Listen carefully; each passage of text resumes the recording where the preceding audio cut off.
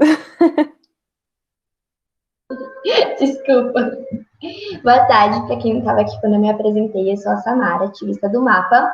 E hoje uma das pessoas que vai conversar com a gente é a doutora Kaluma Lavazzi, formada em Medicina pela PUC de Campinas, com especialização em Infectologia pelo Unesp e com MBA em Controle de Infecções Relacionadas à Assistência à Saúde e com experiência em trabalho médico em organizações humanitárias e no SUS.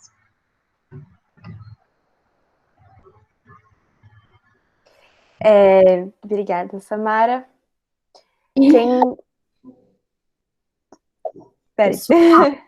Eu vou começar, então, eu fiz uma apresentação bem sucinta, tá? Para não ficar me prolongando, né, no monólogo, mas eu queria passar algumas coisas para a gente ter uma base, para a gente entrar numa discussão depois. Tudo bem? Então, assim, não é para ser, é para ser coisa de 10 minutinhos aí, e o legal depois é realmente a troca, tá? Eu compartilhei a tela, vocês estão vendo, só vou colocar no modo melhor aqui. Estamos vendo sim. Beleza, tá. Então, assim, vocês podem me interromper também a qualquer momento, tá? Acho que é um grupo pequeno, dá pra gente, não vai ter problema, né? Então, aí, como eu falei, eu coloquei, né, volta às aulas, em meio à pandemia, e aí tenho Carolina Malavasi, médica infectologista, e depois os menorzinhos, né, que eu também sou mãe do Davi, e faço parte de um projeto educativo. Então, assim, a gente também está muito preocupado com esse volta às aulas, né, se deve, se não deve, e como, né, se sim. Eu não tenho conflitos de interesse. E aí, assim, só para a gente lembrar, né, na nossa situação brasileira, então, isso aqui eu tirei de ontem, tá, dessa Agência Brasil, então, a gente está aí, né, com 140 mil mortes e mais de 4 milhões e meio de casos confirmados, né, uma situação, infelizmente, muito triste. Ontem, a gente teve, no Brasil, 826 mortes por Covid-19, então, esses números, infelizmente, eles ainda assustam, eles não são números ainda que a gente possa estar tranquilo, né, e achar que tudo deve voltar ao normal e do jeito como era antes. E aí eu separei algumas coisas pensando especificamente em crianças e adolescentes, que é o nosso foco, né, pensando nas escolas. Então, assim, sobre a incidência da Covid-19, né, então a gente tem aí uma incidência, os trabalhos mostrando de 1 a 5% de todos os casos acontecem em crianças, né, menores de 18 anos. Só que a gente tem esse número, só que a gente sabe que esse número... Gente, o Davi está aqui do meu lado. Davi, agora, no momento, está uma apresentação. Você sabe onde tem uma linha? Agora eu não posso. Vai lá, pede pro papai, tá bom? Desculpe. Então, apesar de a gente ter esse número, né, que ele parece aí... Ai, eu vou trancar a porta, tá, gente? Só um segundinho. Vamos lá. Então, assim, a gente sabe que os casos são subnotificados e a gente, provavelmente, a gente tem aí um número possivelmente 10 vezes maior dos casos. Então, é preocupante, a gente sabe disso, né? Então, quando eu falei para vocês, né, desse mais de 4 milhões de casos no Brasil, né, a gente sabe que isso é muito mais, tá? Com relação ao quadro clínico para crianças e adolescentes, a gente tem que 15 a 25% dessa população pode ter a COVID e vai ser assintomático, então é um número grande, se a gente pensar que eu não tenho sintoma nenhum, e eu estou com a infecção, e eu posso sim transmitir essa infecção, tá? De quadros leves a moderados, eu tenho de 70% a 83% dos casos, e aí quando eu falo quadros leves a moderados, é assim, aquele narizinho escorrendo, aquela tossinha que a gente não dá muita importância, aquela dorzinha de garganta, tá? Os quadros graves ou críticos, eles correspondem a 2,5%, e os realmente críticos, que são pacientes que eu preciso de uma UTI, 0,4%, tá? Então, assim, a grande maioria, vamos dizer aí, 97%, dessas crianças, elas vão ter quadros assintomáticos ou leves, tá? A moderados. São pacientes que não vão precisar de internação, tá? Vão ficar em casa, quer dizer, deveriam ficar em casa, né? Agora, se eles estiverem na escola, como é que a gente vai fazer, né? E qual que é a letalidade, né? Para crianças e adolescentes, a gente tem uma letalidade em torno de 0,04%, tá?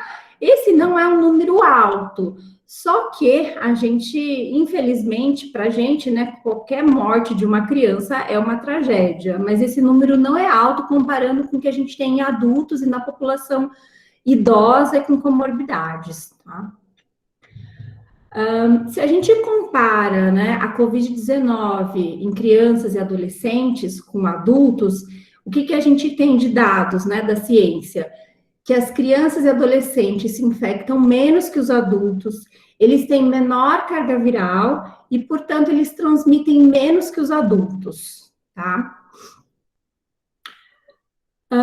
A gente tem, quando a gente acaba separando um pouco, falando, né, de crianças como um todo, e a gente separa, o que a gente vê?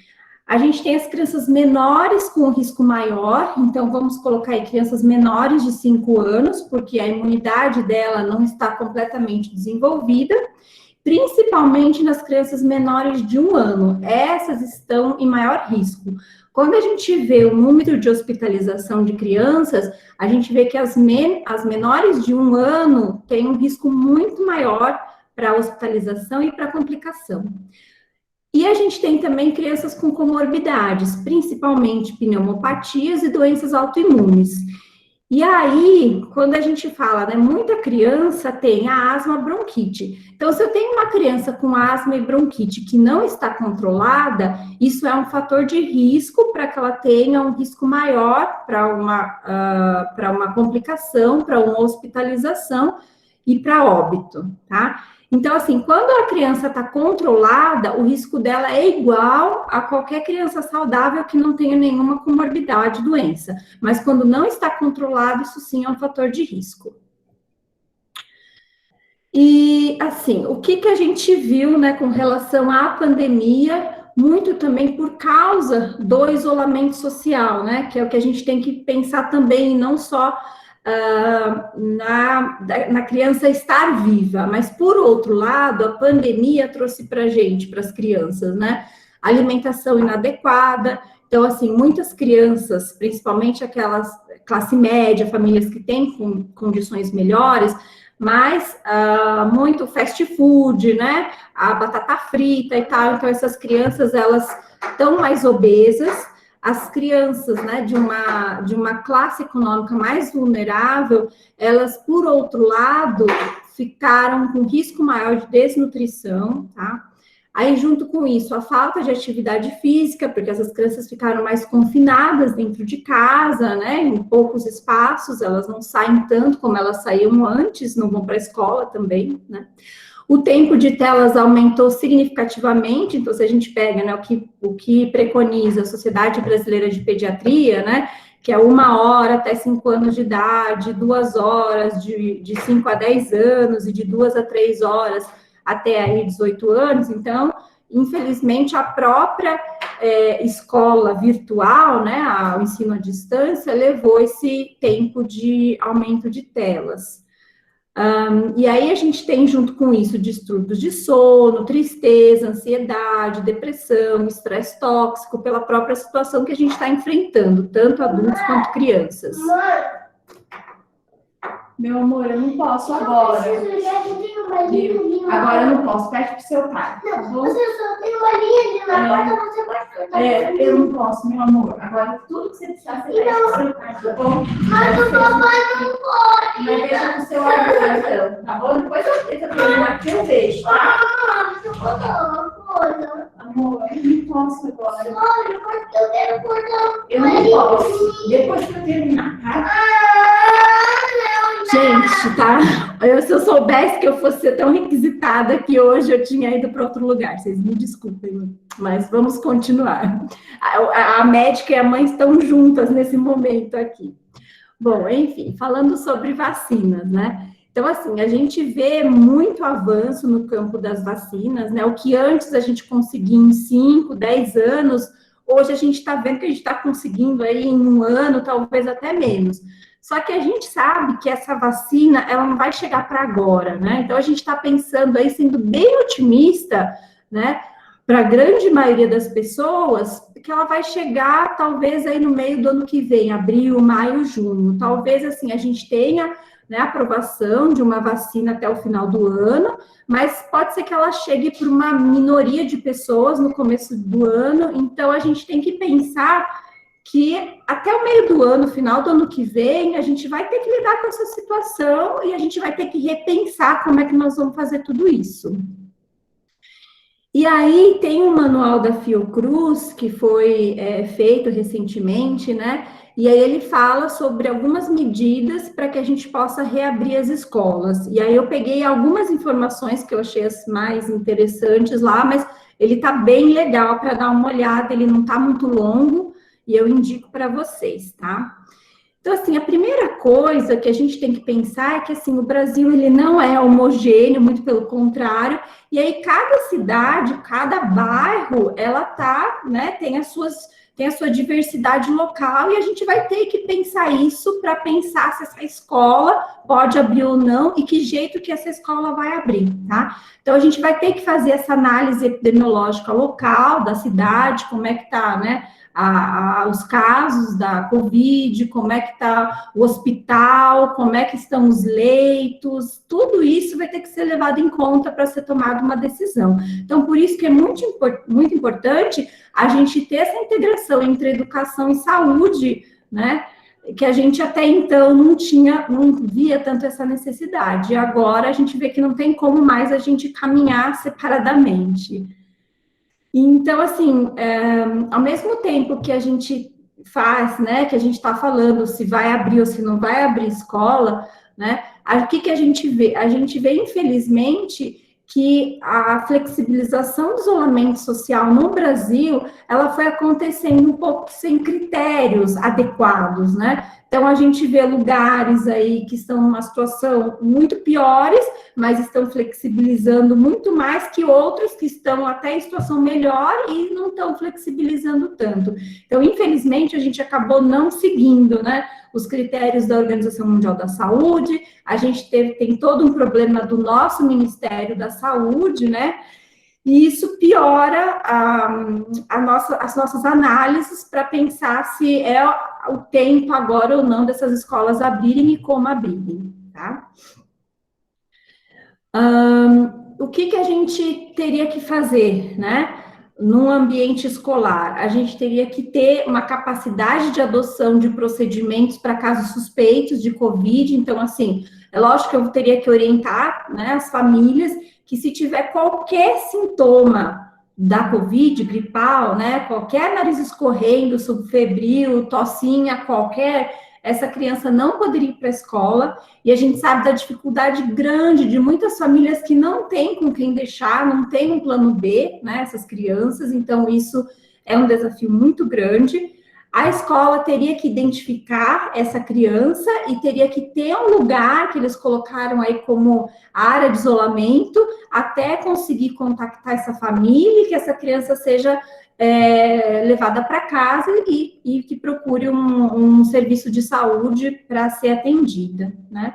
Então, disponibilização também de equipe de trabalho para acompanhamento pedagógico e retaguarda social para a comunidade escolar. Eu acho que isso já está acontecendo, independente de abrir ou não escola, mas isso acontecendo no ambiente escolar, acho que tem que ser uma coisa pensada de um jeito diferente. E a prestação de orientações para a gestão do trabalho e saúde do trabalhador, porque assim, a gente também tem que pensar no professor, né? Como é que estão esses professores, como é que está essa saúde do professor, quais são os fatores de risco que ele tem, quais são os fatores de risco da família, porque às vezes ele pode pegar e ele tá tudo bem, só que aí ele mora com os pais, né? E os pais têm mais de 80 anos, têm comorbidades, tá fazendo quimioterapia, então tudo isso tem que ser levado em conta. Então, assim, tem que haver uma articulação, né, com o sistema público local para definição dos procedimentos, dos acompanhamento dos casos, rastreamento dos contatos, realização de testes, a realização de estudos, né, então, entre saúde e educação sobre esses espaços físicos, porque o ideal é que a gente não tenha essas crianças em salas fechadas, mal ventiladas, então o ideal seria em lugares bem ventilados, preferivelmente em lugares abertos. Então, o que eu tenho nessa comunidade, né, de lugares abertos que eu possa estar utilizando, porque às vezes não é nem a própria escola, pode ser num parque, pode ser numa praça, a gente vai ter que pensar isso também, né? Realização de pesquisa sobre as condições de acesso à internet, porque muito provavelmente a gente não vai ter aquela escola como a gente tinha antes, que é aquela fotinha que eu coloquei, né, no meu primeiro slide, dos alunos sentados um atrás do outro. Não, a gente vai talvez pensar numa volta gradual e como é que vai ser essa volta gradual, qual família que eu vou priorizar, qual aluno que eu vou priorizar, e eu vou precisar continuar utilizando, né, dos meios da internet. Então, eu vou precisar de realização de pesquisa sobre condições de vida e de saúde, né, desses estudantes, dos trabalhadores, para conseguir planejar tudo isso.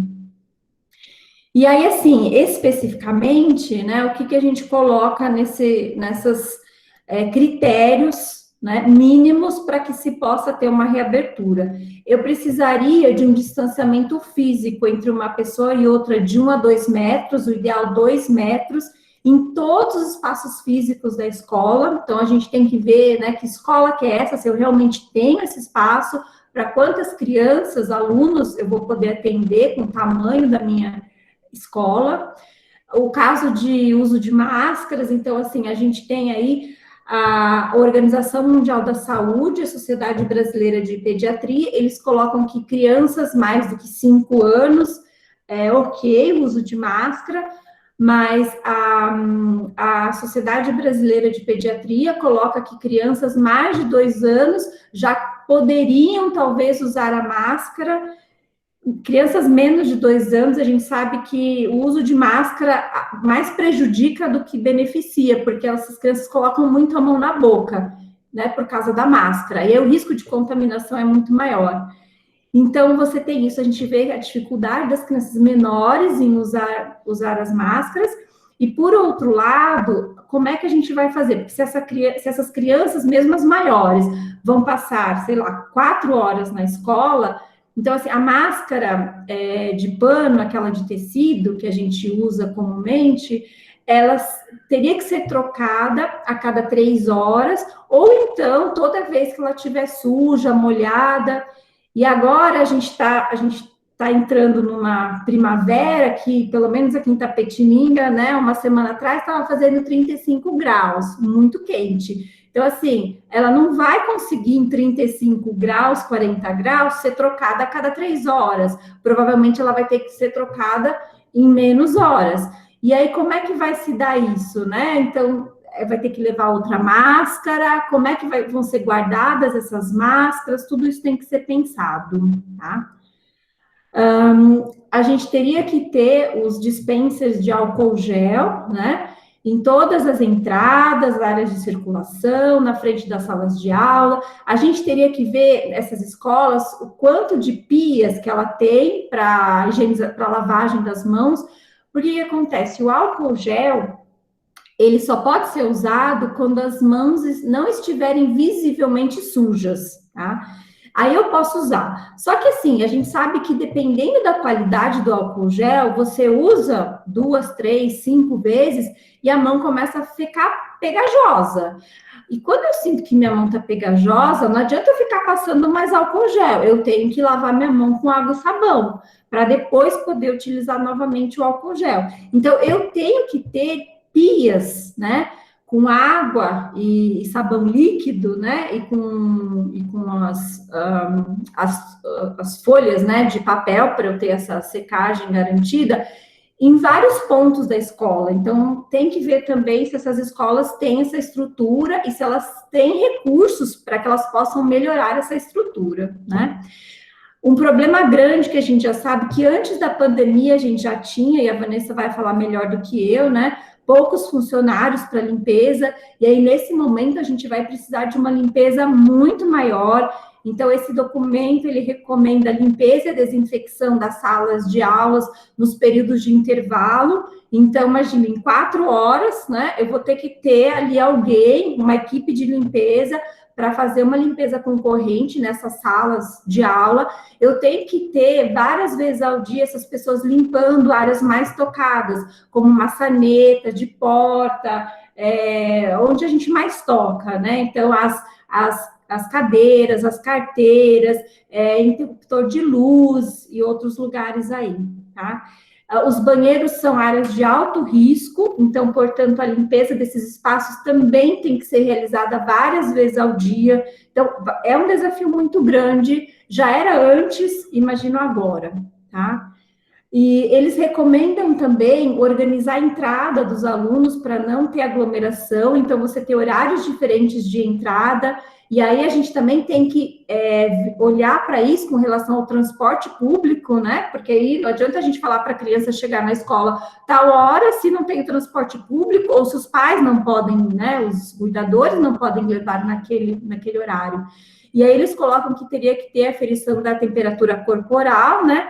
Pelo o termômetro que a gente tem no infravermelho, e a aplicação de um questionário sobre sinais e sintomas para tentar rastrear, para ver se alguma criança é suspeita de Covid, e se for, aí a gente já pega ali e pede para os pais para ficar em casa e faz o link com o serviço de saúde para que essa criança seja atendida, tá?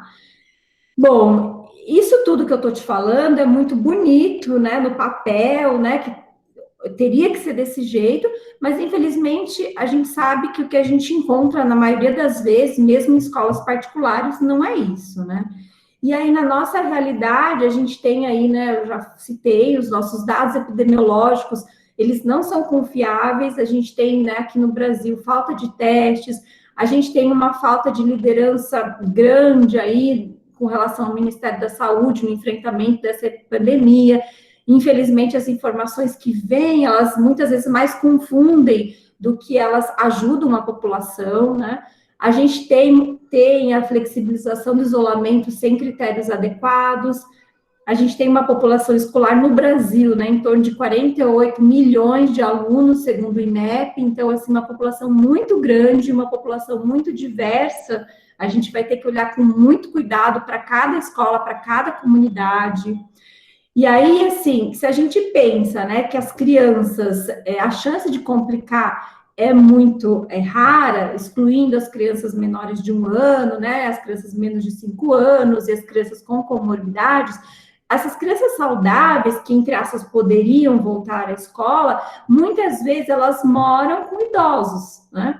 Então, aí tem uma pesquisa do IBGE que fala que 25% dos idosos brasileiros moram com 3 ou mais pessoas, 60% com 2, e geralmente com crianças, né? Então, aí a gente vai estar aumentando o risco desses idosos. A gente sabe que uma parcela dessas crianças, então, acabei de falar, ficam com os avós, né, que são grupo de risco. A gente tem que avaliar também os profissionais da educação, né, se eles não são grupo de risco, e ver o que dá para fazer. A gente sabe que esses profissionais da educação, né, eles estão desmotivados pelas condições ruins de trabalho, isso não é novidade de agora, pela remuneração baixa, pela falta de valorização. A gente tem agora no Brasil uma situação piorando com relação à fome, com relação ao desemprego, a diminuição do auxílio emergencial, então a gente vai ter mais famílias passando, né, por uma situação de vulnerabilidade, extrema vulnerabilidade, mais crianças nessas situações também. E aí, como é que a gente vai integrar tudo isso e transformar isso numa realidade menos pior, ou uma realidade que a gente possa olhar para o futuro e falar assim, olha, que bom que a gente fez isso, porque esse era o caminho, né? Tem uma frase de Paulo Freire que eu coloquei aqui, então isso é a minha mãe falando, tá? Que a escola é também, né, espaço de organização política das classes populares, que a escola, como espaço de ensino-aprendizado, deve ser um centro de debates, de ideias e soluções, onde a organização popular sistematizará sua própria experiência. Então, eu vou no caminho de Paulo Freire aí, que eu acho que a gente tem que transformar essa escola se a gente quiser um futuro, caminhar num futuro melhor e adaptar esse futuro às novas condições, tá? Então, repensar a escola, mapear cada comunidade local, os desafios, os pontos fortes, a diversidade. A escola, na verdade, ela não ser só um centro, né, de passar conteúdo, mas ser uma instituição social para garantir direitos básicos e de cidadania para a população. Essa foto é a foto do um projeto meu, que foi o Projeto Curumim, que a gente fazia em espaço público, numa lagoa, né, da cidade, e a gente fez isso ano passado, foi muito legal, e eu acho que esse é o caminho agora para a gente, mas vamos ver o que a Vanessa fala.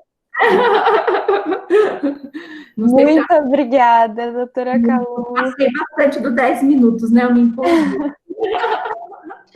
Mas foi muito importante. Eu acho que a gente precisava mesmo dessa explicação geral da área da saúde, que é que a gente, com certeza, está mais confuso, né? E então eu vou apresentar agora a Vanessa. A Vanessa tem 10 minutos para a fala dela, e depois a gente vai passar para algumas perguntas que a gente já pensou, então vocês vão poder discutir entre vocês duas, e no final, mais um momento para perguntas de todos que estão aqui, comentários, tá bom? A Vanessa, ela teve uma formação inicial em Ciência, Economia e Administração Pública. Durante a formação, ela foi bolsista de iniciação científica, professora voluntária de redação e professora substituta na Unifal de Minas Gerais. Ainda trabalhou na FIMG e no SENAC de Minas Gerais, desligando-se com o intuito de dedicar-se em tempo integral àquele que considera ser o seu propósito de vida. Lutar por um mundo onde todos tenham acesso ao pão, à educação e à poesia como fonte de transformação e emancipação social. Atualmente, Vanessa é professora da Rede Pública de Ensino, participante do programa Ensina Brasil e voluntária no projeto Educação e Coronavírus, consultora no Vozes da Educação. Eu conheci a Vanessa no Educação e Coronavírus e posso dizer que foi um dos maiores presentes desse ano, e ela abriu os meus olhos para muitas questões e espero que ela possa fazer o mesmo aqui hoje com vocês. Ela é muito inspiradora. Obrigada, Van. Uau! Eu sou chorona, eu ouço isso, eu quero o quê? Chorar! Pessoal, muito obrigada pelo convite, obrigada por esse espaço de fala, né? Eu acho que no momento de tanta polarização de debate, ver os jovens se unindo para construir esse espaço de diálogo é uma coisa que tem muito para ensinar para nós, profissionais da educação, e também acredito para os profissionais da saúde. Acho que o debate ele anda muito na vertente do abre, não abre, é agora ou é depois, e na verdade o espaço ideal é agora, é esse aqui, né? É o de diálogo. Fiquei muito feliz ouvindo a doutora Calu, porque eu vi que nós temos preocupações semelhantes, que nosso diálogo, nossa fala, ela é convergente, elas se encontram em vários momentos. Então, isso chamou muito a minha atenção, fiquei muito feliz. Disparou o coração em vários momentos, fiquei acompanhando aqui o rostinho da Isa, que eu já tenho contato há mais tempo, então eu sei que ela estava em pânico ali. Então, pensando nisso, né, feliz por esse espaço de escuta, de fala, eu acho que nada mais justo do que eu dar espaço, enquanto eu estava ouvindo a doutora Calu, enquanto eu estava vendo o rostinho de vocês, de desespero, igual o meu, em alguns momentos, dar espaço para a educadora, né, que mora aqui, que é a professora Vanessa, a tia Vanessa, né, do 5º ano. E na sala de aula, a gente tem um momento que eu gosto muito dele, é um momento que me alegra muito, é um momento que me acalma, e é um momento que acalma os meus alunos. Então, dando a densidade desse tema, eu quero trazer esse momento para cá, porque ele funciona basicamente como um ritual, é como se fosse um ritual de abertura, né? Nós já abrimos o momento, mas eu quero me sentir, pegar um pouquinho desse espaço para reabrir novamente com vocês a minha fala e nós chamamos muito de leitura de leite. Então, eu trouxe um texto aqui, eu vou ler rapidamente. Então, antes de iniciar a minha fala como educadora, eu quero me colocar como educadora, né, como aquela que se posiciona dessa forma diante dos alunos, que afinal somos todos alunos, né? E eu trouxe um texto do Frenet para ler com vocês. Gostaria que vocês se desconectassem aí, pensassem um pouquinho, né, e desse espaço para que a gente possa tornar esse espaço algo produtivo e frutífero, né, para dialogar, para trocar ideias. O texto, ele chama-se O Conhecimento. Então, eu vou ler aqui pelo celular, tá? Não vou estar com o olho diretamente em vocês, porque eu vou estar lendo. Ele diz assim: se psicológica ou pedagogicamente não conseguimos bons resultados, é porque fazemos manobras erradas. Como quem aprende a guiar e vira para a direita em vez de virar para a esquerda, sobe na calçada proibida, ou à noite lança o farol alto sobre o automóvel da frente. Quanto queria, na verdade, era acender o farol baixo. São essas manobras erradas que procuramos descobrir, mesmo se não encontramos logo as soluções salutares. Enxergar bem, aplanar os caminhos, evitar as ravinas e os becos sem saída. Já é uma pequena ou uma grande vitória quando nos aventuramos nas regiões tão mal exploradas da orientação de crianças e de homens.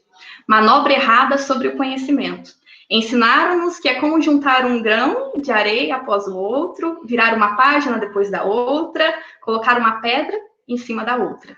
E se o conhecimento não fosse, talvez, mais que uma vibração imponderável, como a eletricidade, transmitida instantaneamente e nem por isso menos suscetível de modificar a consistência e as reações da matéria que atravessa. Você diz, temos de explicar racionalmente, juntando um com um para dar dois, um degrau após o outro, subindo para chegar mais em cima. Infelizmente, por esse processo, nunca se vai depressa nem para cima, mesmo que ele seja considerado, abre aspas, científico. Na prática, brilha uma luz. Ela é provocada por um sinal. Um abalo ou um choque suscita, em todo o corpo, reações que nos agitam e no mesmo instante, sem sabermos como nem porquê, acende-se uma luz de alarme. Enquanto a lâmpada não acende, você pode empenhar-se em subir degrau por degrau, por pedra sobre pedra, você estará tateando nas trevas e apenas amontoando construções mesquinhas, sem horizontes nem saídas.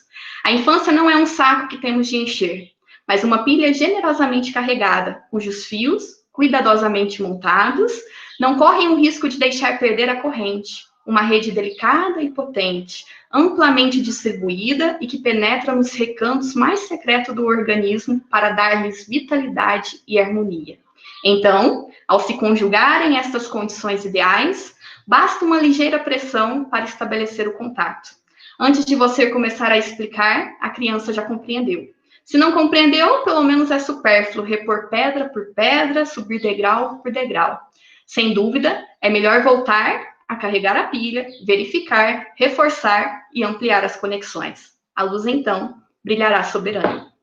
Esse é um texto que mexe muito comigo e, conforme eu estava preparando a minha fala, eu vou levar com o pessoal para compartilhar por dois motivos específicos, né? Primeiro, o que eu já disse, como educadora, mas se vocês pararem para perguntar, mas Vanessa, é só porque você é professora e gosta de leitura de leite que você trouxe esse texto? Não.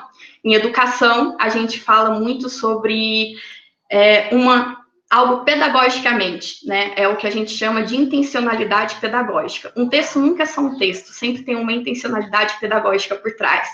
E aí, quando eu trago esse texto, é justamente para falar sobre manobras erradas e sobre o trabalho que nós estamos fazendo de colocar pedra sobre pedra. Porque quando eu falo da área da educação, como professora, e quando eu assumo o lugar de fala como administradora pública, esse é o sentimento que eu tenho.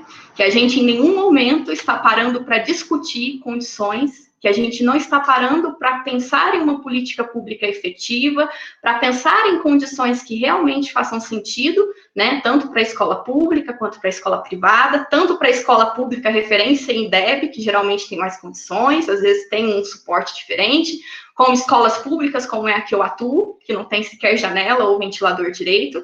Então, o que a gente está fazendo, na maior parte do tempo, e aí isso eu falo como professora, é exatamente isso. A gente está colocando pedras sobre pedras, quando, na verdade, a gente tinha que estar fazendo um trabalho que exige 2 passinhos para trás, que é comunicação. É eu chegar para a comunidade, é eu chegar lá para a minha comunidade escolar, para o meu estudante, para o meu professor, e saber como que ele pode me ajudar a construir soluções para que quando o momento de retornar às aulas chegar, a gente possa voltar, né, com as condições necessárias. Porque eu não sei vocês, e aí aqui a gente tem muitos estudantes, né, eu também sou estudante, quantos de vocês já foram ouvidos para saber sobre o processo de retorno às aulas, sobre como construir um protocolo? Em administração pública, a gente fala muito sobre a importância da consulta pública. Ela é essencial para que você tenha decisões legítimas, para que você consiga entender a realidade do seu professor, para que você consiga entender a realidade do seu aluno.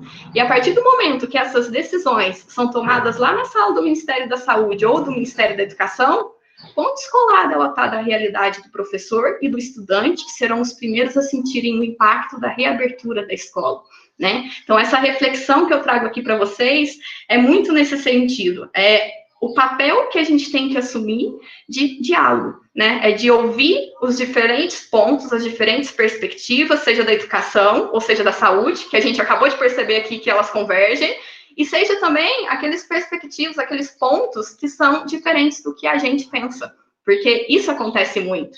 Hoje, o grande diálogo, o debate, o Alexandre falou no início, eu acho que nem todos estavam aqui, ele mencionou assim, não é nem contra nem a favor, a gente tem que ouvir, a gente tem que entender.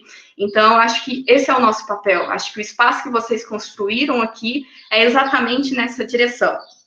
E aí, dando continuidade, acho que uma das coisas que vocês podem dizer, Vanessa, tipo, isso não me importa, eu quero entender a sua opinião. Eu abro ou eu não abro, eu volto ou eu não volto para a escola.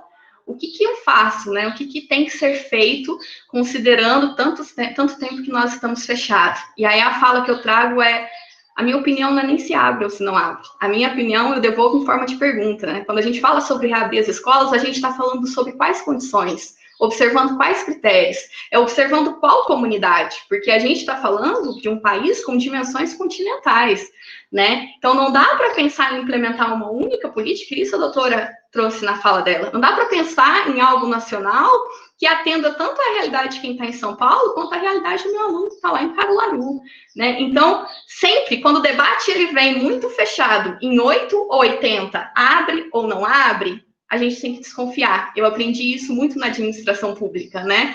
Todo mal jaz nos extremos, né? A virtude encontra-se no meio, e o meio não é o lugar que você fica em cima do muro e não assume um posicionamento. O meio é o lugar onde você consegue ouvir os dois lados, colocar eles para dialogarem e, a partir disso, construir uma política efetiva. E uma política efetiva que não se constrói descolada das classes, que não se constrói descolado de quem vai sentir o impacto direto dessa reabertura. Uma política que não se constrói sem considerar os dados científicos que a saúde está mostrando para a gente, né? Então, a gente sabe que o número de casos confirmados, ele fica muito a desejar, né? A gente tem aí, cientificamente, já comprovou, já falou isso, os números possivelmente são muito maiores. E a gente tem vários outros critérios, não dá para fechar num quadradinho e falar, olha, abre ou reabre de acordo com esses critérios.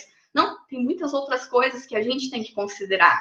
E a partir disso, ainda vem um outro ponto, que é, poxa, a minha realidade com uma política pública específica, com um plano de reabertura, ela é contemplada? Como que está o professor, né? Quantos gatilhos nós não acionamos diariamente nos professores aí com esse movimento de abre ou reabre, com esse movimento de insegurança?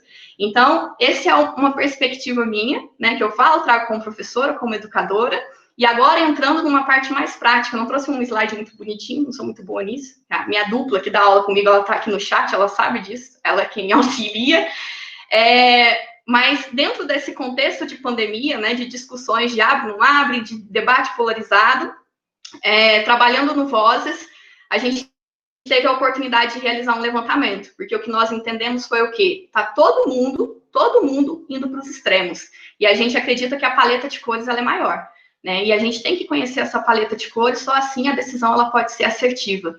Então, nós realizamos um levantamento, esse levantamento ele levou em conta 20 países, de contextos diversos, de contextos diferentes, e aí você fala, Vanessa, está trazendo para a gente a solução internacional para implementar no país?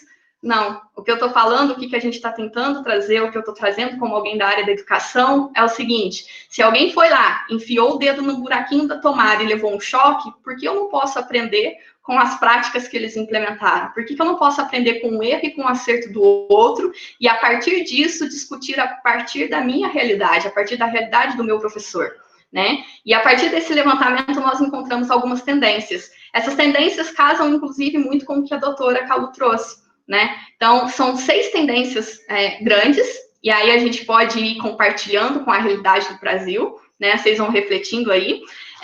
Eu anotei elas aqui no meu papelzinho, no meu slide. A primeira tendência que nós encontramos quando se discute educação, a gente foi ver os países que reabriram as suas escolas. Como que eles fizeram esse processo de reabertura? E aí a gente chegou a uma conclusão. Os países que tiveram sucesso em sua reabertura, eles abriram as escolas em momentos que as curvas estavam ou decrescentes ou estáveis.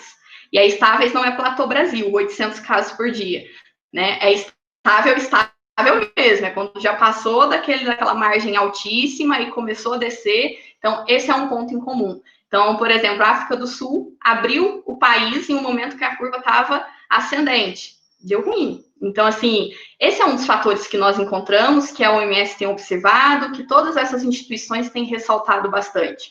Um outro fator que nós encontramos, quando nós falamos, né, da área educacional, dessa reabertura de escolas, e que a gente acha válido observar, é a necessidade de monitoramento e contenção de casos, que é uma coisa que a doutora também trouxe no slide dela, né? Tem que ter um espaço, eu tenho que fazer esse monitoramento, né, dessas situações específicas.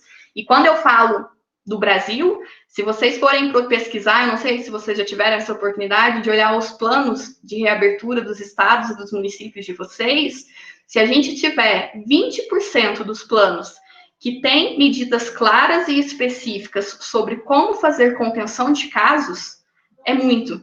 Então, as pessoas, elas estão tão concentradas no debate em abrir e não reabrir, que elas estão esquecendo de discutir como que nós vamos reabrir, né? E se a gente reabre, por acaso tem algum professor contaminado ou algum aluno contaminado, qual é a diretriz que nós vamos seguir? Então, quando você olha para o cenário atual, quantas pessoas vocês já ouviram debatendo isso, né? Trago aqui pelo meu viés, pelo meu ponto de compreensão, né, pelos diálogos que eu tenho, e, francamente, acho que um dos poucos lugares que eu tive a oportunidade de falar sobre isso foi no EduCorona, que a Isa faz parte, né? Tem que ter medidas de contenção. A gente está tão focado no debate, abre ou não abre, acusa o outro, aponta o outro, que a gente não discute políticas efetivas, medidas efetivas de reabertura, e quando a gente discute medidas efetivas, medidas de, é 1 metro, 1,5 metro de distância, é usando máscara ou não usando máscara, a gente ainda esquece, tá, e se eu tiver caso de contaminação? Porque eventualmente terá, né? Reabrir a escola coloca isso em xeque, né? Eu estou expondo um pouco mais. Então, esse é um ponto, né? A gente encontrou essa tendência, além da reabertura, que é em questão da curva de contágio, é a questão de medidas de contenção, né, de casos que forem identificados. Um outro ponto que é essencial para que se faça uma volta às aulas, né, e que tenha chance de ter sucesso, é a comunicação. Então, esse é o nosso calcanhar de Aquiles. Eu falando como administradora pública, né, tirando aqui, falando... É alarmante, porque quando você fala para os países que tiveram uma reabertura, quem conseguiu reabrir as escolas e garantir algum tipo de sucesso, que aí sucesso é um adjetivo, né? Então a gente tem que qualificar ele. Sucesso para a gente, que a gente considerou no estudo, foi reabriram as escolas, mas não tiveram casos de contaminação que fugissem do controle. Todos os países que fizeram essa reabertura com sucesso, eles tinham uma ótima comunicação com a população.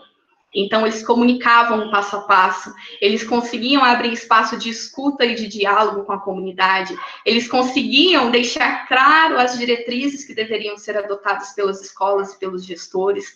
Então, isso é um ponto também. E é um ponto que a gente tem que pensar, poxa, na minha cidade está se discutindo reabertura, né? Isso está acontecendo, essa comunicação efetiva, essa transparência, né? Porque também não é uma comunicação efetiva eu falar que não tem perigo nenhum. É eu justamente deixar a população consciente, né? Nós vamos fazer uma reabertura gradual, tem risco sim, nós precisamos estar conscientes, e aí a gente vai agir dessa forma. Então, esse é um outro ponto que foi destacado. Um terceiro ponto é chamar para o diálogo. Eu achei muito bonito quando a doutora Kalu falou que ela trazia a imagem dela como médica, mas ela trazia a fala dela e a reflexão dela como mãe, né? Porque a partir do momento que você fala sobre reabrir ou não reabrir a escola, antes da profissional, tem a pessoa, né? Na administração pública a gente fala muito sobre isso, né? Mais do que números, são pessoas. E aí cada pessoa importa, cada vida importa, né? E aí quando eu falo sobre chamar para o diálogo, é muito natural que exista resistência, né? Porque eu tenho medo, eu sou humana, eu estou vendo que a minha condição, minha sala de aula não tem janela, eu tenho uma sala de aula que deveria ter 20 alunos e ela tem 40. Então, assim, como que eu vou colocar meus alunos em sala de aula? É desesperador. Então, esse processo de chamar para o diálogo, para construir junto, é um momento essencial, é uma prática essencial e que talvez valha a gente refletir. Quando nós estamos falando de volta às aulas, é muito importante pensar a minha rede, a minha escola, o meu estado, o meu país, ele está chamando todas as partes interessadas para serem consultadas, para construir, porque isso é uma coisa muito importante. Medidas que são tomadas de forma verticais, simplesmente, a chance dela ter problema lá no momento de implementação é imenso, porque se eu não participo do processo de construção, eu não assumo a responsabilidade, é muito mais difícil eu assumir a responsabilidade daquilo. Então, esse é um ponto também que é muito claro para mim, quando eu penso na minha sala de aula, sobre esse tipo de medida, de chamar para o diálogo. Eu sou professora, se eu falar para você quantas vezes você foi chamada para o diálogo para discutir o plano de retomada da sua rede? Se eu perguntar para o meu aluno ou para vocês que são estudantes, quantas vezes vocês foram chamados para discutir? Pais que aí estão com medo, né? Responsáveis, mães e pais responsáveis. Quantas vezes eles foram chamados para construir, para falar sobre os medos e os anseios, né? Sobre as dificuldades que estão encontrando? Porque a escola é um espaço de cola social. O que a doutora falou é alarmante. Então, o índice de evasão está aumentando, as crianças elas não estão se alimentando direito, elas estão mais tempo na tela de celular, e aí a gente está falando de um grupo privilegiado, né? Porque na minha realidade escolar, eu tenho aluno que aparece uma vez por semana, e aí quando eu ligo para a mãe para perguntar, é porque são 4 filhos para um celular. Então, os filhos fazem rodízio de quem vai usar o celular. Então, nós estamos ouvindo essas pessoas para entender quais são as demandas e necessidades delas, né, para a gente realmente conseguir implementar um retorno que faça sentido no momento que faça sentido para elas, né? E aí vem também uma fala de professora, né? Esses países que reabriram, né, e que a gente vê casos de reabertura, implementar políticas específicas para grupos de riscos, né? Então, quando eu falo para um professor que ele é desvalorizado, que ele não tem o salário, né, que a gente fala, que a gente considera que é o justo. Quando eu falo para um professor que está lá com medo de voltar para a sala, que ele tem comorbidades. Então, assim, está sendo discutido políticas para esses grupos. Então, assim, se um professor foi infectado, qual que é a política que vai ser adotada? Ou para o professor que já tem uma situação mais vulnerável, né? Como que nós vamos conversar com ele? A gente tem, para além de casos de limpeza, que é um caso muito grave, doutora, dificilmente nós encontramos escolas que têm profissionais de limpeza nos 3 turnos, né? Porque esse rodízio é necessário. Além disso, a gente tem que pensar em termos de contratação de professores, né? Isso vai chegar em algum momento, porque professor ele vai ficar nos 2 horários, né? Ensino, a gente vai implementar possivelmente um retorno gradual que vai exigir um modelo de ensino híbrido. Então, o professor vai estar na sala de aula, mas ele também vai ter que estar acompanhando ali online. E aí? Essas discussões, elas estão sendo consideradas? Então, isso são pontos que quando a gente traz aqui para vocês, quando eu trago aqui para vocês, é muito no intuito de colorir essa paleta de cores, de falar, olha, a questão não é simplesmente abrir ou reabrir. Vanessa, a minha opinião, se abre ou reabre, ela vai depender muito de todas essas condições, né? Eu acho que a opinião de qualquer professor, a gente tem que fundamentar, a gente tem que ir para o debate, a gente tem que ouvir os 2 lados da moeda, né? Então, isso são pontos muito importantes, que pouco é discutido. Esse é um espaço que vocês estão criando como juventude, né? E que isso é muito importante, Porque quem realmente está implementando, a gente tem que ver quantas vezes isso é realizado, porque isso é essencial. É isso que vai me ajudar a construir uma política pública efetiva, onde eu consiga, de fato, implementar um retorno às aulas, né, sem grandes prejuízos, né? E, de fato, voltando ali, tendo em consideração o aprendizado da criança, a alimentação e vários outros critérios, né, que a gente nem mencionou aqui. Mas é isso. Muito obrigada, muito, muito, muito obrigada.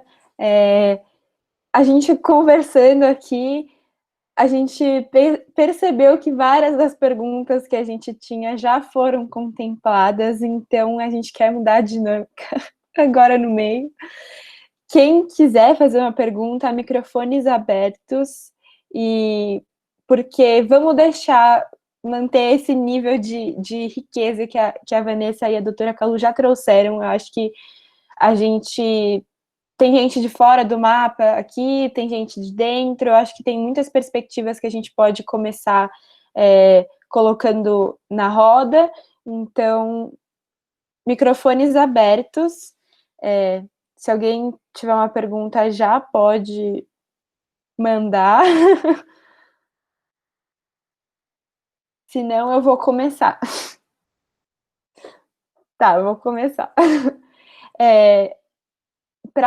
Na minha escola, eu estudo numa escola Waldorf também, a grande preocupação é o tempo de tela. E eu acho muito engraçado isso, porque isso não...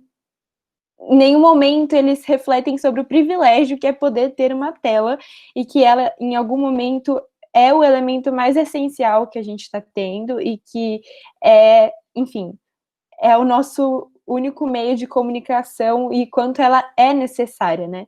Óbvio que faz mal, não estou falando que não faz, mas ela pode ser utilizada de forma consciente, né?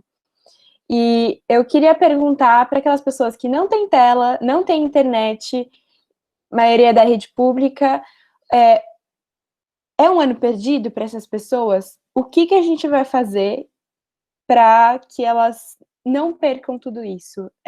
O que a gente tem que pensar? Porque, assim, vale a pena reabrir por essas pessoas, mas também a gente não vai estar colocando só essas pessoas em risco, não é um pouco de, sabe, colocar na balança e entender qual que é a maior perda? Então, essa é a minha pergunta, não sei se eu soube formular muito bem, mas microfone aberto.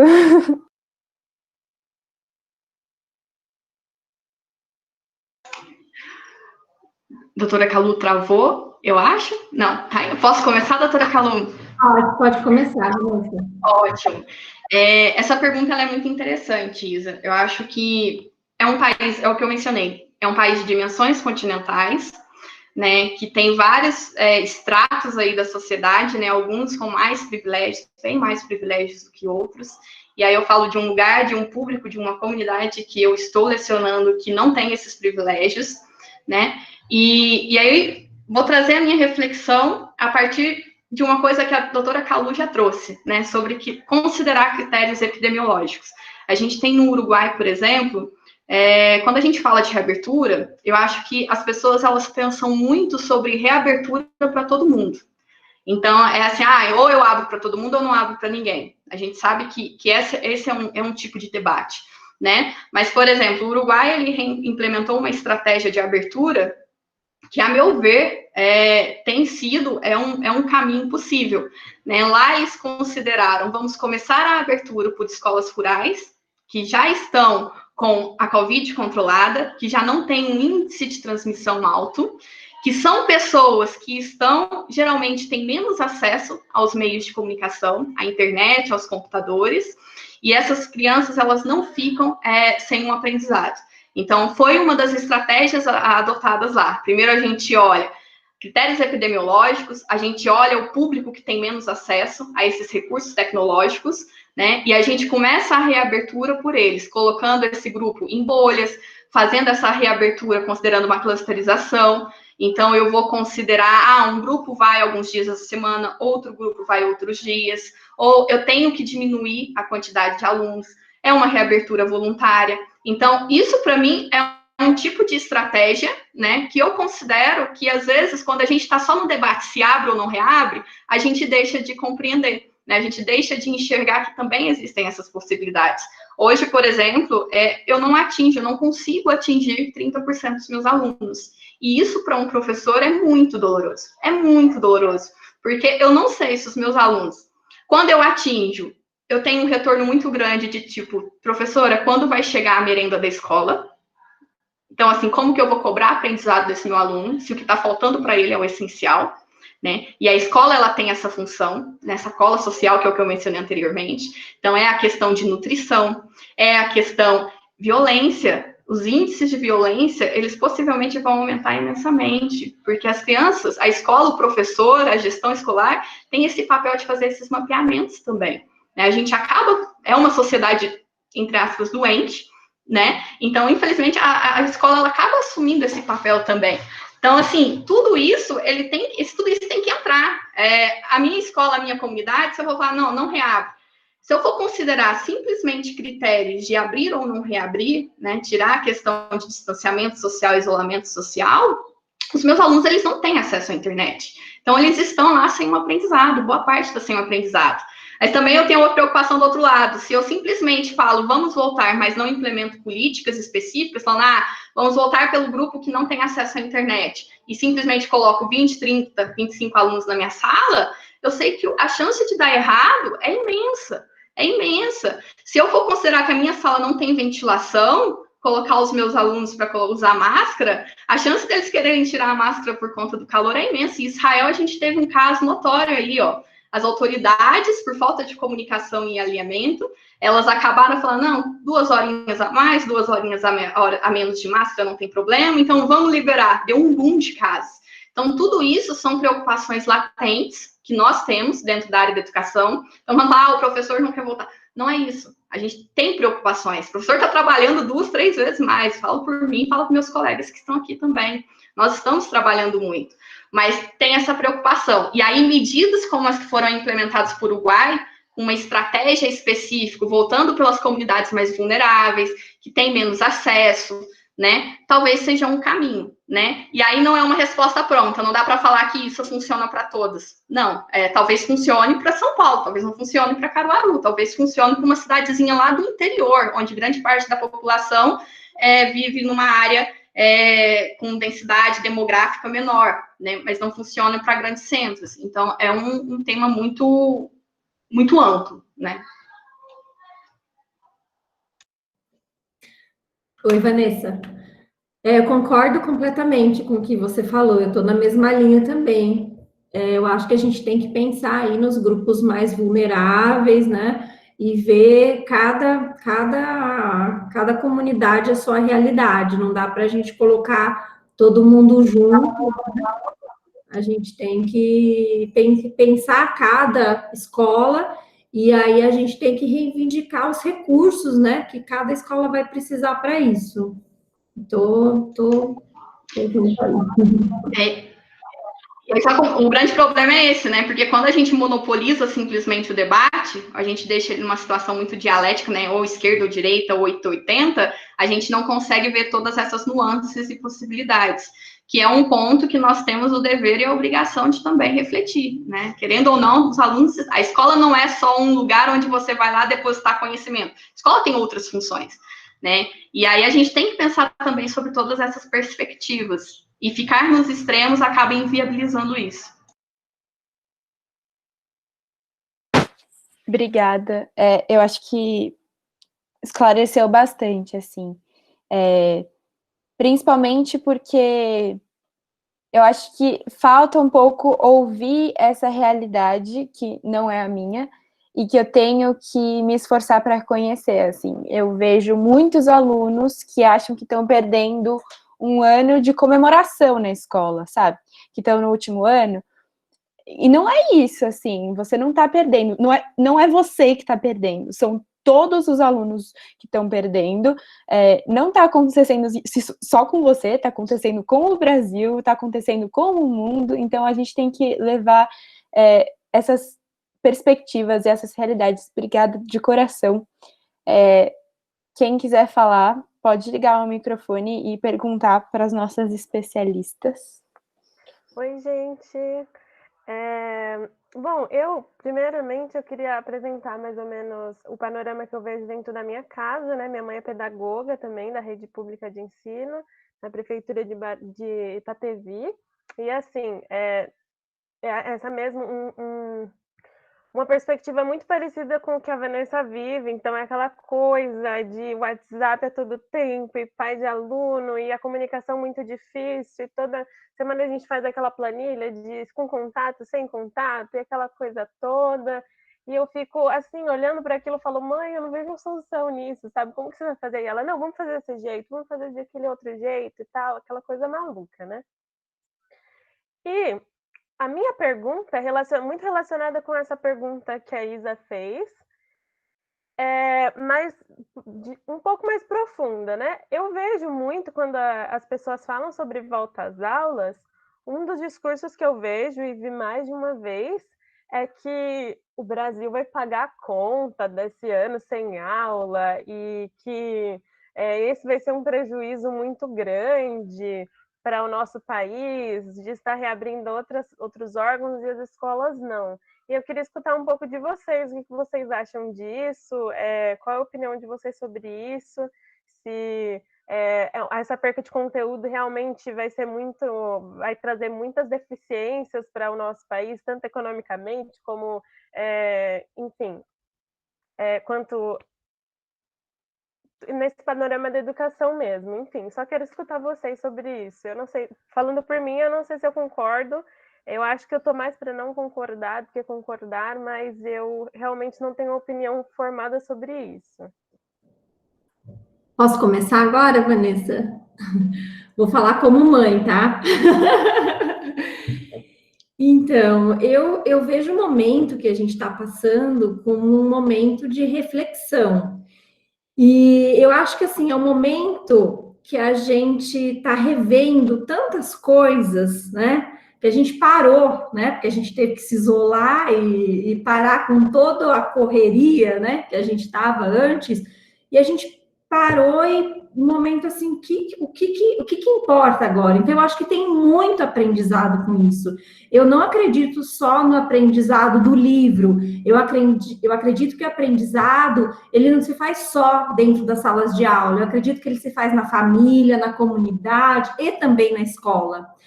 E, assim, eu acredito que por mais de todo o sofrimento, né, a gente teve um aprendizado, está tendo um aprendizado muito grande, um aprendizado em família, um aprendizado com pessoal, um aprendizado, né? A gente está aqui agora, né? Olha que oportunidade super legal da gente estar debatendo isso.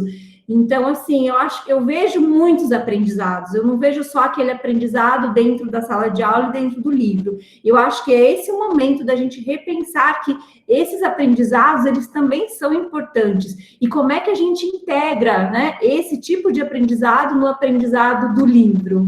Falando como mãe, tá, Vanessa? Você pode me corrigir. Não, eu acho que isso faz todo sentido, né? Eu acho que quando a gente fala sobre aprendizado e conhecimento, a gente está muito um método, né? A gente está como numa maquininha. A gente sempre acha que o aprendizado e o conhecimento, ele acontece em função de todos os cheques que eu dou lá no meu planejamento anual de conteúdo trabalhado. E isso faz a gente revisitar o que é aprendizado. Será que realmente a gente estava levando aprendizado para a sala de aula ou a gente estava levando simplesmente um monte de protocolos e de conteúdos que eram jogados no aluno? Por exemplo, quando a gente fala sobre... Acho muito tenso, né? Quando a gente leva para os extremos. Falar de ano perdido ou ganho também é ir para o outro polo, né? De 880. A gente sai do abre ou não abre e chega para o polo de... Ou perde ou não perde. Também é uma armadilha, né? É o mundo ideal, e aí acaba que a gente corre o risco de cair nessa armadilha, né? De cometer esse erro novamente. Então, por exemplo, acompanho alguns colegas meus que os alunos que tinham aula de ciências estão fazendo experimentos de ciências na casa, né? Então, isso é um aprendizado, né? Então, eu não considero um ano perdido. Só que eu considero, sim, um ano deficitário, né? Deficiente, é um ano muito difícil. Primeiro, difícil porque a gente não estava preparado. Eu estou falando aqui de um lugar muito privilegiado, eu estou falando de alguém que domina o uso das TICs, mas eu tenho um professor, colega de trabalho, né, da rede, não só de onde eu estou, mas aqui em outros estados, que são professores que estão aprendendo a utilizar computador, WhatsApp, planilhas agora. Então, assim, isso é aprendizado também. Acho que a gente tem que muito ponderar, calibrar o que nós consideramos como aprendizado, né? E o que a gente considera como perdido ou ganho, né? É sobre um critério simplesmente tecnicista, é um critério simplesmente de ir lá e tirar 10 nas avaliações, de conseguir elevar índices? Pode ser também, só que é importante que isso esteja calibrado. Eu acho que o grande problema, quando a gente fala sobre ganhar ou perder, é que a gente está gastando muito tempo cumprindo protocolos, e aí eu sinto essa dor da sua mãe, Leis, de, às vezes, é uma coisa simplesmente burocrática. Coloca aqui se o seu aluno, por acaso, ele está respondendo ou não. Coloca se ele está no grupo de WhatsApp ou não. Isso não mensura grandes coisas, né? Isso é até desonesto cientificamente. Eu falo agora, saindo professor, falando, Vanessa, é desonesto cientificamente. Porque o fato de eu ter 20 alunos no meu grupo não significa que eu estou atingindo esses 20 alunos, não significa que o aprendizado está acontecendo para esses 20 alunos.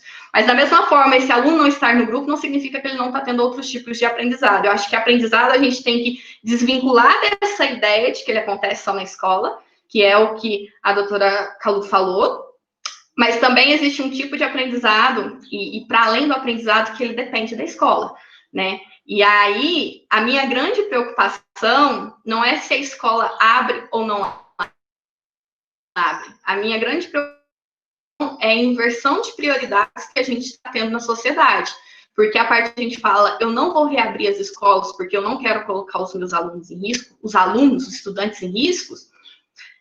Se eu for olhar para a minha realidade, meus estudantes já estão em risco o tempo todo, porque os pais estão saindo para trabalhar, os responsáveis estão saindo para trabalhar, eles já estão em risco.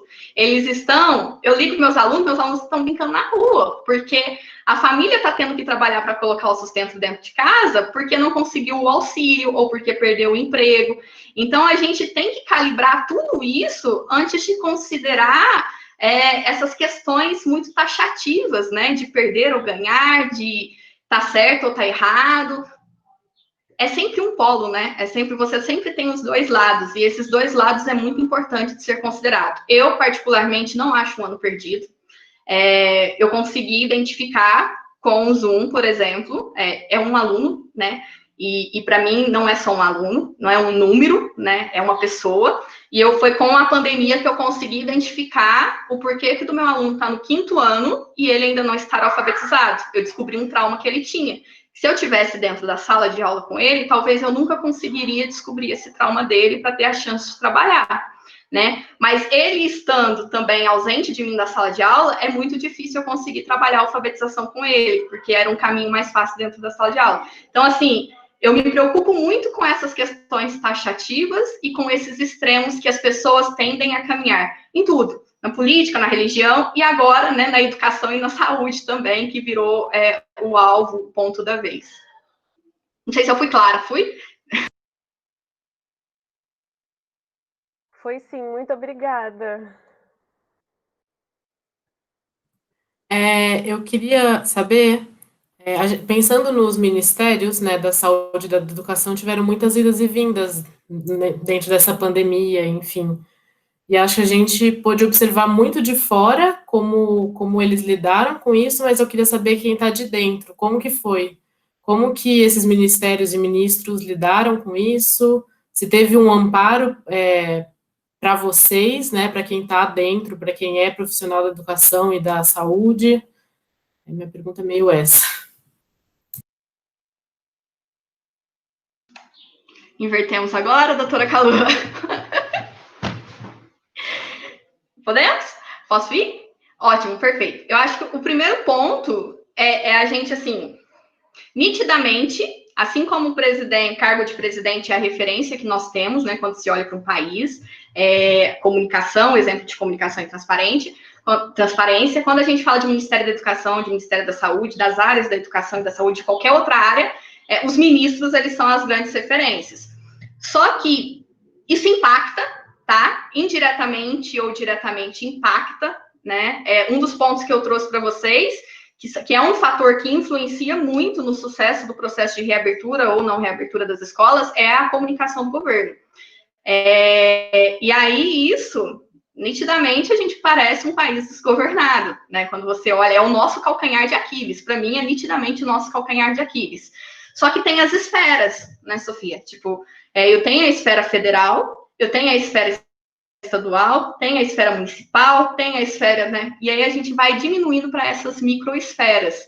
Então, sim, a esfera maior, que é o federal, impacta. Impacta muito porque todo mundo fica meio perdido, né? A gente depende muito de diretrizes. O caminho ideal, na minha perspectiva, era assim, no momento que nós tivemos, né, esse estado de calamidade, era a gente ter referências no âmbito federal que estruturasse uma política, um plano, que a gente conseguisse se nortear a partir disso. A gente não tem até hoje direito, né? Então, isso teve que ir descendo para outras esferas.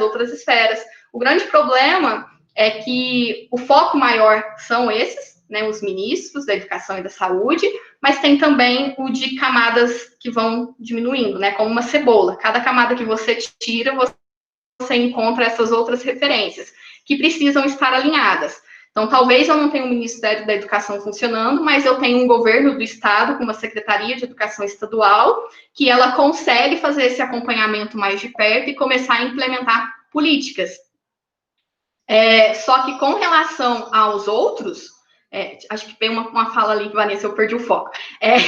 Com relação, se esses órgãos, eles não estão dialogando, acaba que impacta e muito, porque você não tem confiança. Primeiro critério de reabertura, quando a gente vai falar de reabertura, para você ter sucesso, é que eu confie em quem está ali estabelecendo as diretrizes. E hoje esse é um grande problema que a gente tem. A gente não sabe em quem confiar, a gente não sabe para quem olhar, a gente não sabe a quem recorrer.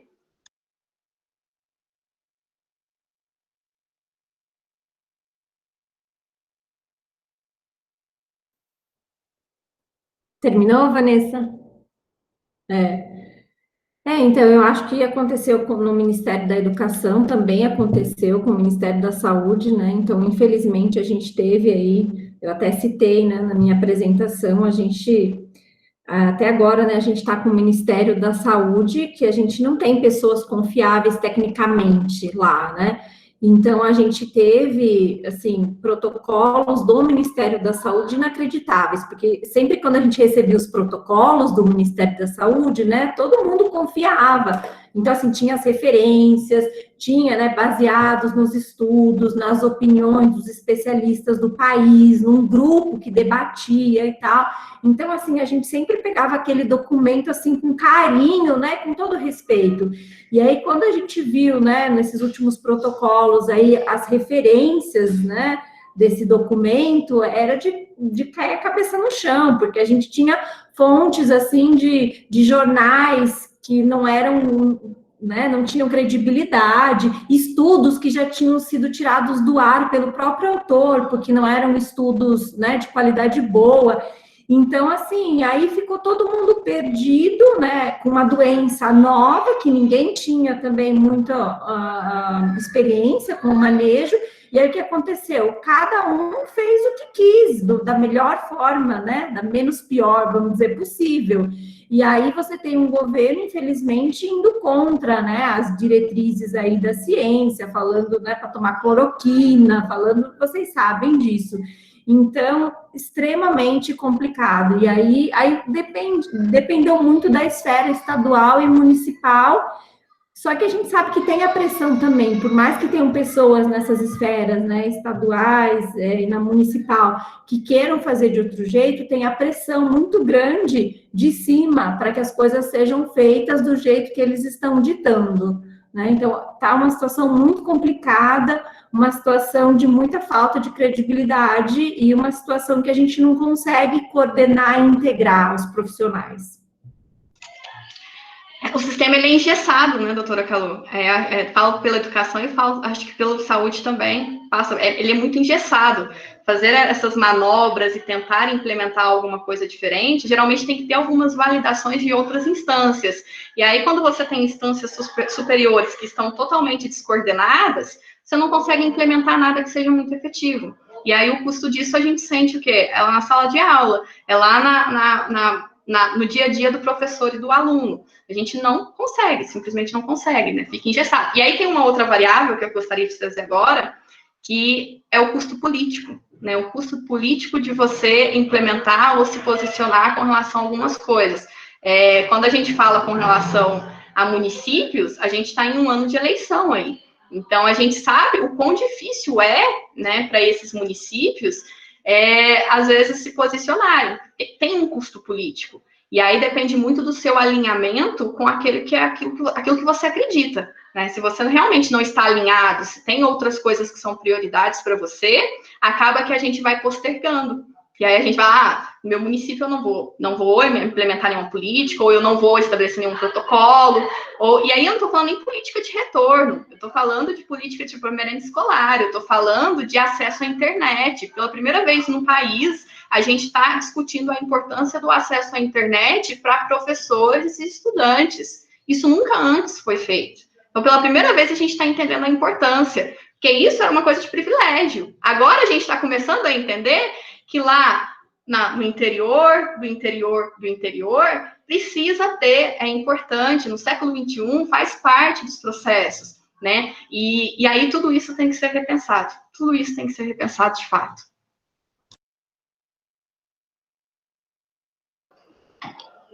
Vanessa e Calu, ouvindo vocês hoje aqui, não somente na apresentação, mas também respondendo a pergunta dos ativistas, da galera, eu vejo que apareceu muito a palavra repensar, né? Repensar a educação, e eu acho que vocês convergem muito, porque vocês trazem uma fala, um tom muito crítico, né, sobre tudo que está acontecendo, e eu acho que foi uma pergunta relacionada aos professores e aos pais, assim, principalmente, porque acho, inclusive, já foi colocado isso, de alguma forma, aqui no debate, sobre essas narrativas paralisantes, né, então, não volta mais esse ano, é um ano perdido, ou só volta quando tiver todo mundo já vacinado. Então, eu vejo que tem um número muito alto de pais que não querem mandar os seus filhos de volta para as escolas, a mesma coisa com os professores. Eu, no meu estágio escolar, eu faço psicologia e a gente atende, no momento, na modalidade online, pais e professores, também é uma coisa generalizada, ninguém quer voltar. Então, para os pais, para os professores, eu vejo que tem uma grande maioria dizendo não, né, a volta às aulas. E eu vejo que esse é um debate muito às vezes a gente fica muito no quando voltar às aulas, mas esse é um debate muito do como. E aí, tanto você, Vanessa, quanto você, Galu, trouxeram isso, que são os protocolos sanitários, os protocolos pedagógicos, tentar fazer esse desenho, enfim. Eu fico pensando, bom, os professores, os pais, eles estão tendo um contato real com realmente o que tem que ser feito, como tem que ser feito, como que você pode fazer essa comunicação para esses pais, com esses professores. A gente sabe que tem, os professores é muito complicado, porque tem uma sobrecarga, assim, absurda. Então, até esse diálogo, Vanessa, que você fala, vamos ouvir os professores, não estão com tempo. Então, às vezes eu penso que eles precisam desses protocolos, dessa clareza, para entender como que é essa volta às aulas. Então, assim, esse número muito alto de professores que não querem voltar às aulas, esse número muito grande de pais que não querem mandar os seus filhos, né, de volta para as aulas, toda essa polêmica, será que é um problema na comunicação? Será que é um problema que falta um pouco dessa clareza? Enfim, a gente sabe que tem que está tudo muito baseado em dados, etc. Mas será que falta uma clareza a respeito disso? Porque eu, mesmo com um tom mais crítico, eu vejo que a gente tem que pensar muito no como e já tentar, agora em novembro, em dezembro, e fazendo testes, né? E vendo o que é possível, o que não é possível. Isso é muito uma fala da Priscila Cruz, da Cláudia Postinho, da Viviane Sena. Então, a gente precisa aproveitar esse mês de novembro e de dezembro para ir vendo, no Brasil mesmo, o que dá certo, o que não dá. Então, como que comunicar isso para os professores, para os alunos? Eu, claro, com uma posição aqui de que a gente realmente tem que voltar às aulas ainda esse ano, né? Ótimo. Alexandre, eu compartilho dessa sua fala. Acho que o grande ponto, antes da comunicação, que é importante e que está todo mundo perdido, é a confiança. A partir do momento que as pessoas estão resistentes, é muito pela confiança. Eu não confio em quem está tomando as decisões ali, em quem está direcionando o processo. Então, se eu não confio, eu não sinto segurança, é a minha vida que está em risco, né? E eu tô falando aqui com a Vanessa, mas pensando como mãe, não sei, a Calu, ela vai poder trazer para a gente esse viés de mãe. É uma questão de, eu preciso sentir segurança que esse processo, ele está sendo feito da melhor maneira possível, né? Os países que, por exemplo, tiveram reabertura, todos eles enfrentaram resistência, sem exceção.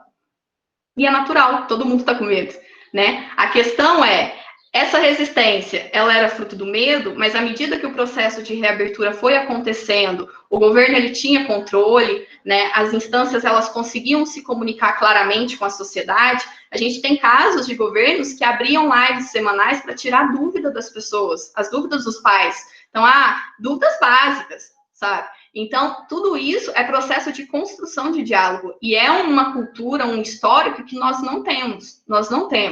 Então, esse é um ponto, é o ponto da confiança, de eu confiar em quem está tomando as decisões.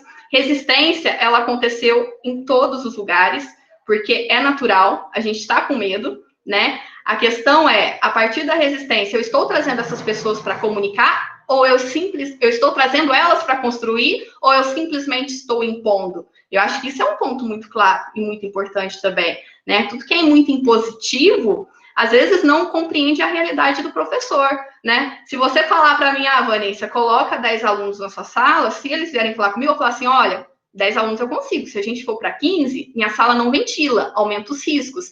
Então, é eu conversar com quem vai sofrer o impacto, é eu chegar para o meu aluno, falar para o pai, para a família, falar assim, se você está no grupo de risco, a gente vai ter uma política específica.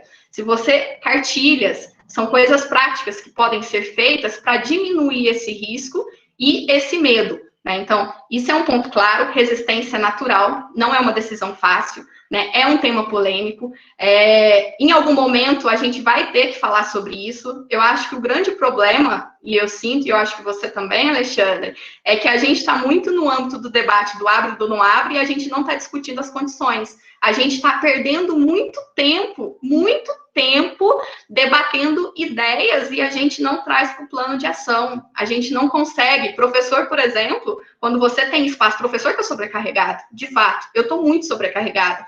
Mas quando se tem espaço de discussões para ouvir o professor, tudo que eu recebo é um monte de cobrança burocrática, sabe? Para validar processos que às vezes não tem nada a ver com o aprendizado do meu aluno. Então, a gente está invertendo a ordem das prioridades. A gente está priorizando algumas coisas simplesmente para validar talvez 800 horas, e a gente está esquecendo de discutir outras questões que são tão importantes quanto, porque é o que vai assegurar a segurança para o pai, para o professor, é onde o gestor público ele vai entender o quanto ele vai precisar contratar de serviços de limpeza, de professores.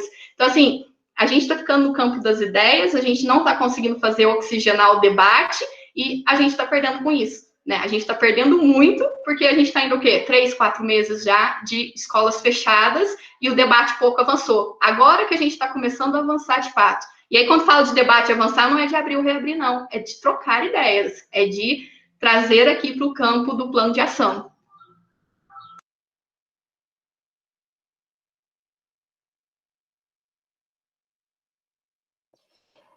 Calu, você quer falar também ou não? Eu acho que a Vanessa, a resposta dela foi perfeita. Eu acho que foi certeira. Eu acho que foi muito certeira, porque eu sinto um pouco disso, né? Se você, por exemplo, fala diretamente com o professor que ele compreende, essa não compreensão não gera confiança. E é claro que se você não confia, isso gera uma resistência. Então você fica nesse looping. Então, acho que você respondeu muito bem. A gente tem que, eu não tinha pensado por esse lado, né? Porque eu vejo muitos debates, e eu trouxe a coisa dos professores e dos pais, porque eu acompanho muito esse tipo de coisa na internet, nas redes sociais, eu acompanho os comentários de professores, e quase 100% falando que não, né, que não tem condições, que não tem infraestrutura. Será que tem alguém ouvindo, né, esses professores? Porque realmente é uma situação muito delicada, né? Delicadíssimo. Eu acho que tem um grito aí, uma necessidade de falar, de ter esse espaço para se ouvir e dizer, olha, a gente pode fazer assim, a gente pode fazer... É uma situação muito, muito difícil, né? Mas eu sinto um pouco disso, que falta essa clareza, principalmente dos governos, né? Uhum. É isso, Alexandre. Opa, desculpa, Calu, pode falar. Eu acho que, assim, é muito difícil, né? Porque quando a gente já pensa muito no macro, né? Mas se a gente tentar levar para o micro, então o que a gente poderia fazer, talvez? Formar cada escola ter seu comitê de crise. Então, tem ali representante dos pais, dos professores, da direção, dos funcionários da limpeza, enfim, né? Um grupo ali pequeno, talvez, não muito grande, porque também a gente não pode aglomeração, ou fazer, né, virtual, sei lá, que maneiras naquela escola. E aí, a partir desse comitê de crise de cada escola, levar isso, né, para uma instância maior, sei lá, para a Secretaria da Saúde, olha, a nossa proposta para essa escola é voltar desse jeito. Talvez se cada escola já começar a fazer esse movimento, a gente tem alguma coisa acontecendo, né, para alguns meses, alguma coisa melhor acontecer, né? Que tipo de abertura que a gente vai ter, quais escolas vão abrir, algumas sim, outras não, por que isso, né? E a gente vai adequando a realidade, dependendo como forem essas aberturas. É isso. Só para complementar, realmente, quando você olha assim, nossa, os professores majoritariamente são contrários. E aí, por que são contrários? Né? Será que alguém parou para entender? Porque só fica nesse, né? É contrário ou a favor? É o debate que a gente tem que acabar, né? É chamar o professor, por quê? Explica aqui para mim, né? E aí, o professor é quem entende a realidade da sala de aula. Então, quem está implementando, eu acho que isso é um caso muito grave. Quando a gente fala um dos pontos que eu tenho é que quem implementa políticas públicas de educação não conhece a realidade da escola vulnerável, que é boa parte das escolas do país. A Regina, ela comentou ali no chat que boa parte das escolas são vulneráveis. E realmente são vulneráveis. Então, as pessoas que estão implementando decisões são pessoas que não estão parando para ouvir a partir do contexto dessas escolas que são a maioria. Talvez se eu chamo o professor e falar assim, ok, eu entendo que você está resistente, mas explica para mim por quê. E aí talvez o professor ele já consiga trazer insumos para você construir um plano de ação realmente efetivo, que é o que eu trouxe lá no início da minha sala. É sair desse debate todo polarizado e construir a partir da vivência daqueles que serão os primeiros impactados a partir do momento de reabertura, que é o professor e o estudante, né? É ele que entende como que é a sua realidade. E eu acho que está faltando muito isso. Está faltando muito eu trazer essas pessoas para um lugar mais propositivo, né? A gente está ouvindo muito a partir de notícias, a gente está ouvindo muito a partir de redes sociais, mas a gente não consegue estruturar um comitê, a gente não consegue estruturar um momento onde a gente consiga deliberar algumas coisas, né? Geralmente é apresentado para o professor o plano de retorno, é apresentado para os gestores escolares, depois que o negócio está pronto, né? E eu falo isso, não estou falando da boca para fora, eu falo isso de quem semanalmente está pesquisando os diários oficiais de todos os estados. Estou falando assim, tem que ter momentos de consulta pública. Isso ia minimizar tanto o gatilho que os professores e os estudantes estão tendo hoje em dia. Isso ia minimizar de tal forma, porque ser ouvido, ele traz a responsabilidade para mim. Eu consigo me assumir num lugar. Essa é uma grande queixa dos professores, e isso não é agora da pandemia, isso é anterior, só que agora isso é alarmante. O professor sempre reclamou, vocês estão aí discutindo implementar um projeto tal, mas eu estou precisando na minha sala de um quadro que funcione, eu estou precisando de um ventilador. Então, assim, quem está implementando política pública, que tem que estar decidindo coisas que vai impactar diretamente na vida do professor, muitas vezes são pessoas que não foram lá conhecer essa realidade e essa vivência. E aí, por isso, é tão desconectado, e por isso, tanta resistência, e por isso a gente vai entrando nessa bola de neve, nesse loop aí que a gente não consegue sair às vezes. Samara vai fazer a nossa última pergunta, e aí a gente encerra. Fiquem à vontade para compartilhar, essa gravação vai subir em breve no YouTube do Mapa Educação. Eu vou deixar o link aqui de novo para vocês. Compartilhem, eu acho que vale super a pena mandar para aquele gestor daquela escola, mandar para aquela professora que está desesperada. E eu acho que a gente está fazendo a nossa parte aqui, conversando e tentando entender. Queria já agradecer a Vanessa e a doutora Kalu e a todos os ativistas também que trabalharam muito e as pessoas que estão aqui assistindo a gente. Obrigada. Bom, para finalizar, minha pergunta é que eu queria saber da opinião de vocês duas, como vocês veem a pressão que o MEC está fazendo para a volta às aulas práticas presenciais no ensino superior?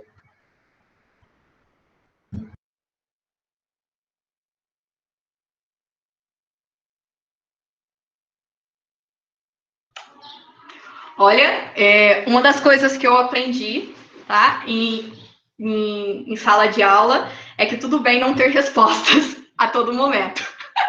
E aí eu vou ser bem vulnerável de falar isso. Eu tenho pesquisado muito e tenho me inteirado muito com relação à rede básica de ensino. Então, assim, a minha realidade acaba sendo a rede básica, que é onde eu atuo, é onde eu sinto esse impacto, né? Quando a gente fala de ensino superior, eu corro o risco, se eu emitir agora um posicionamento, eu corro o risco de não ser honesta cientificamente, eu corro o risco de cair num campo de generalização que eu não quero cair, né?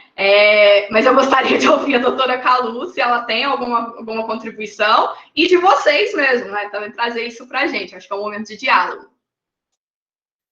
Então, eu vejo, assim, no caso do ensino superior, né, do mesmo jeito que eu vejo o comércio, entendeu? No sentido assim, né, que a gente acabou abrindo o comércio, né, eu acho que na maioria das cidades, aí, de uma certa forma, né, passaram, né, da fase laranja, amarela e tal, e assim, e foi de uma forma sem critério nenhum. E aí eu vejo o ensino superior, ele não abriu porque ele entrou como escola, então ele, né, foi junto com a atenção, com a educação básica, mas para mim ele merece ser visto no mesmo sentido. Então, eu, né, do ponto de vista, né, como médica, infectologista e tal, com os dados epidemiológicos, essa flexibilização do comércio, ela não foi feita no momento apropriado, de um jeito apropriado, tá? Então, se eu enxergo esse lado, eu enxergo que o ensino superior foi bom que ele não reabriu como o comércio reabriu. Mas agora pensando, né, se a gente tem uma reabertura gradual, talvez, das escolas, eu acho que eu colocaria o ensino superior do mesmo jeito. Como é que nós vamos abrir? Em que local está essa escola, né? Quais são as taxas que eu tenho dessa cidade, dessa comunidade? Então, a gente tem que integrar essas informações e tentar planejar uma abertura de um ensino superior com mais base e mais assertivamente. Então, eu vejo dessa maneira. Perfeito. Não usar dois pesos e duas medidas, é isso?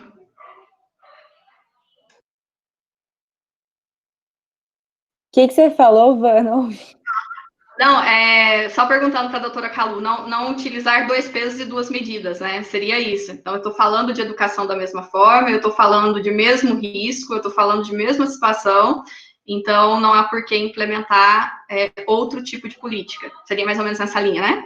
Sim, exatamente, nessa linha. Então, assim, a gente sabe que essa população jovem, né, é uma população que tem menos risco se a gente comparar com crianças, né, menos de 5 anos e tal, mas eu também tenho jovens com comorbidades, a gente sabe que a obesidade em si já é um fator de risco para a Covid, e eu tenho uma população no Brasil já, né, com sobrepeso, né, então, assim, eu tenho que levar isso em consideração, eu tenho que levar nessa comunidade em consideração quantas famílias, os jovens que têm a família, quantas famílias estão em situação de vulnerabilidade, que eu tenho pais doentes, o jovem pode não ter sintoma, ou pode ter sintomas leves, mas ele vai carregar esse vírus para essa família, então eu tenho que levar tudo isso em consideração.